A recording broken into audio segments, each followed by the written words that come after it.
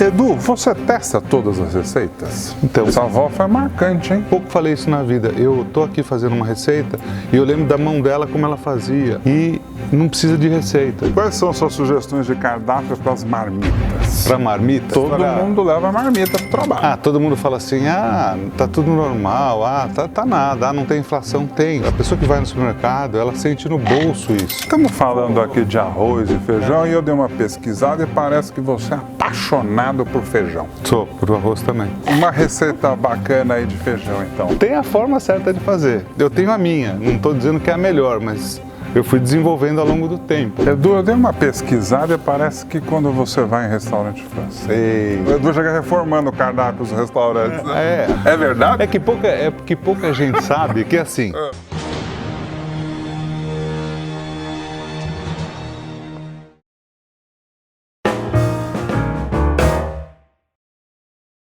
Edu, você testa todas as receitas? Então, hoje, com tantas receitas, são 5.000 na TV. Mas daí eu faço, por exemplo, revista já há 14 anos. Fazendo um cálculo por cima, assim, seriam mais ou menos 15.000. Com mais 5, com mais os livros que eu fiz, nossa, são mais de 20.000, 25.000 receitas. Que loucura! Porque você vai somando, né? Por exemplo, cada revista tem 80, 100 receitas por mês. Aí você multiplica por ano, multiplica pelos anos que eu faço. Que loucura! Livro, eu fiz, sei lá, 28 livros até o momento. As 20.000 receitas, como é que você faz, hein? Você tem um livrão? Tenho alguns livros, assim, desde a época que eu comecei a fazer TV, a gente vai juntando os livros. Você tem livro de receita? Tenho livro de receita. Seu, assim, de consumo? Tenho, meu. Consulto. Tem. Eu em casa, eu não uso livro, a não ser que seja alguma coisa muito específica, muito de quantidade. Isso acontece muito com doce. Com salgado, já não. Com salgado, você vai fazendo de acordo com o seu gosto. E o livro da vovó italiana? O livro da minha avó italiana, ela sim, fazia muita receita.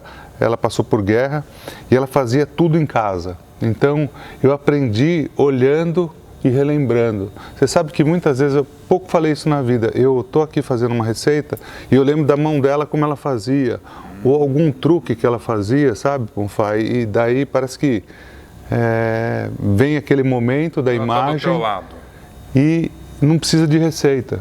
Essa avó foi marcante, hein? Foi marcante porque minha mãe e meu pai trabalhavam bastante, eu ficava muito com ela em casa. E como eu te falei, ela passou por guerra, eles faziam massa em casa, pão em casa, carne, tudo, fazia tudo em casa. Então nada era comprado feito. E como eu era o neto que estava ali do lado, era o primeiro neto, vamos fazer isso, vamos amassar massa, vamos amassar. Tudo eu achava que era diversão.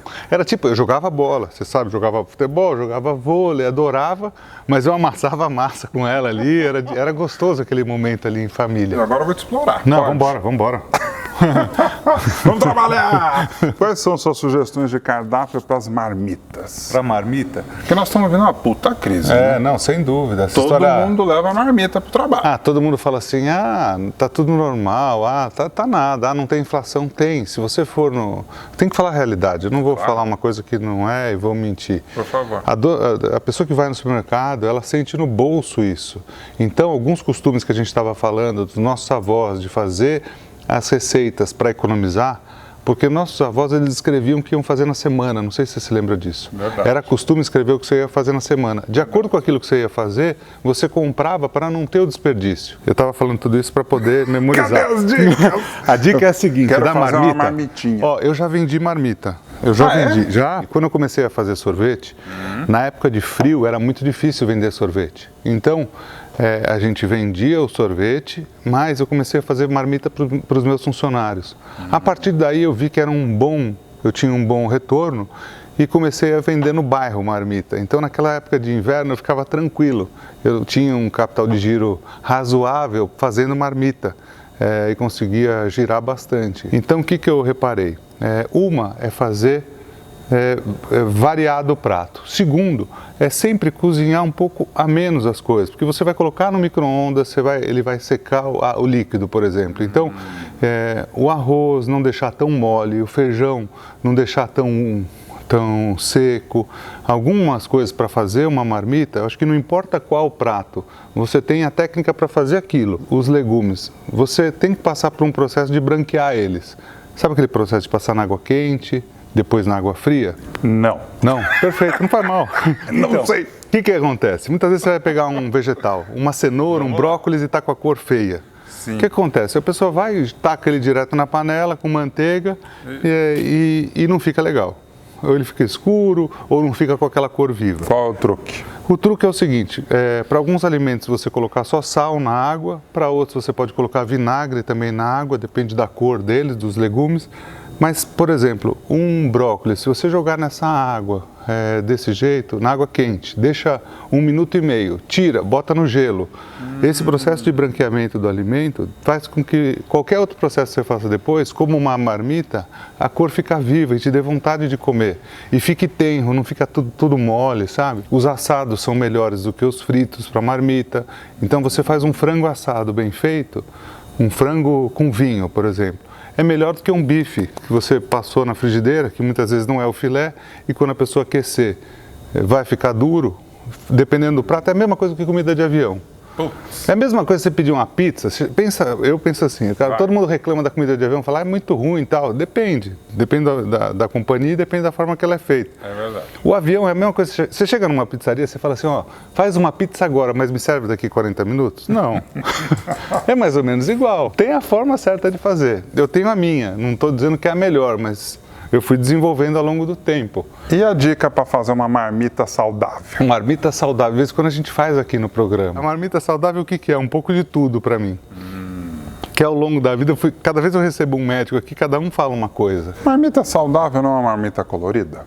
Ou uma marmita colorida, ou alguns ingredientes que você pode substituir, por exemplo, hoje em dia, os grãos integrais a gente sabe que são os melhores do que os que não são. Um carboidrato complexo é diferente de um carboidrato comum, por exemplo, a gente sabe que uma batata doce, uma mandioquinha é melhor do que um outro carboidrato simples. Então, é tentar transportar aquilo que a gente vai vendo para as pessoas em casa, com o cozimento adequado, com os ingredientes, então substituindo alguns ingredientes. Eu faço feijoada em casa, mas o arroz eu faço arroz integral. Então, fica bom? Fica bom, fica gostoso. Eu detesto arroz integral. Não, mas você não gosta? Detesto, acho horrível. Por quê? Eu acho tudo integral ruim. Ah, mas você criou um preconceito na sua cabeça. Porque Preciso provar o seu. Então, que prato que você adora que tem arroz?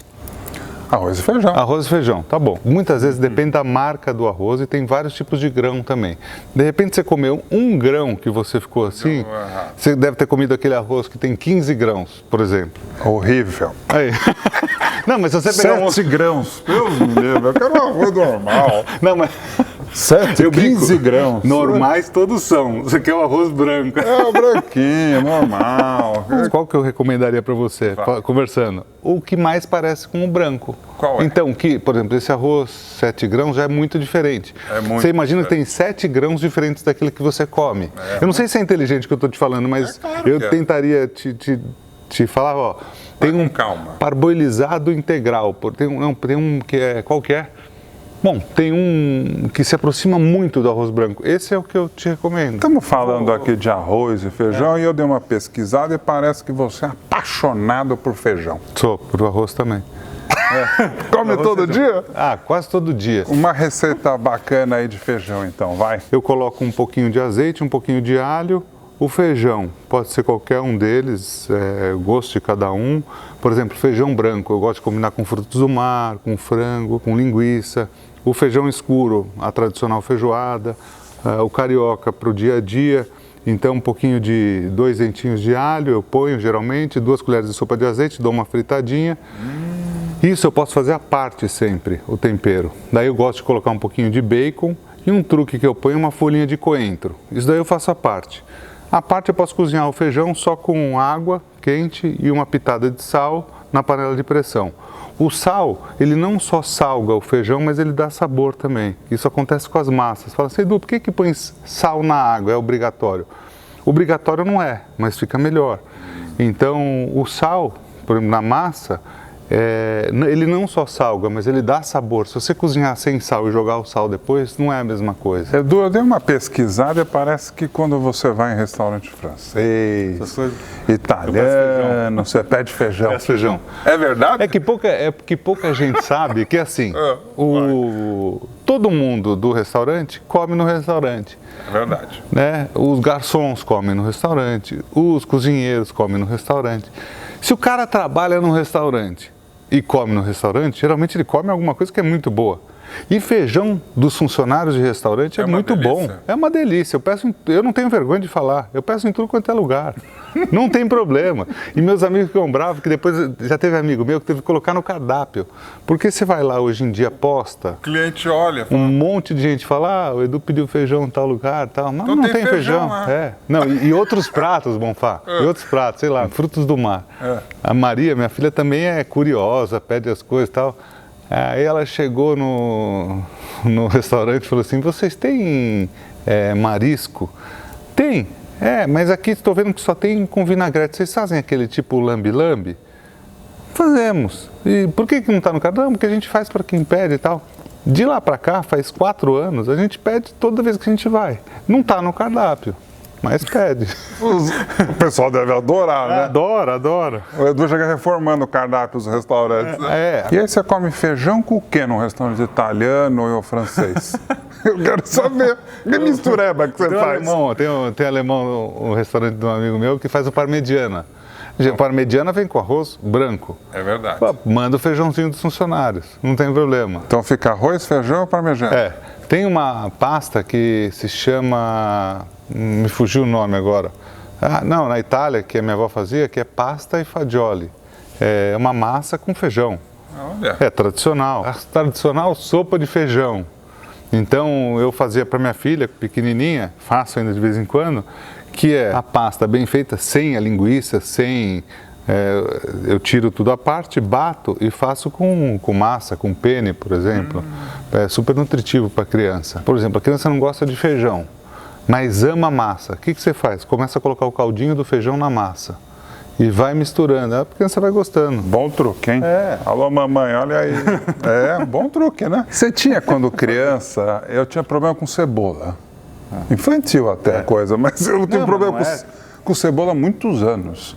E eu tirava a cebola do arroz, a minha mãe ficava louca. Falava, mas como assim? Tirar? É o tempero. É o melhor do arroz. Você tirava? Né? Tirava. Ela começou a triturar para você não perceber. Não, eu nem sei. Com o tempo ela foi forçando, aí eu comecei a comer. Você tinha essas coisas quando criança? Não, assim, eu via minha avó fazendo, eu gostava de tudo, nunca tive problema.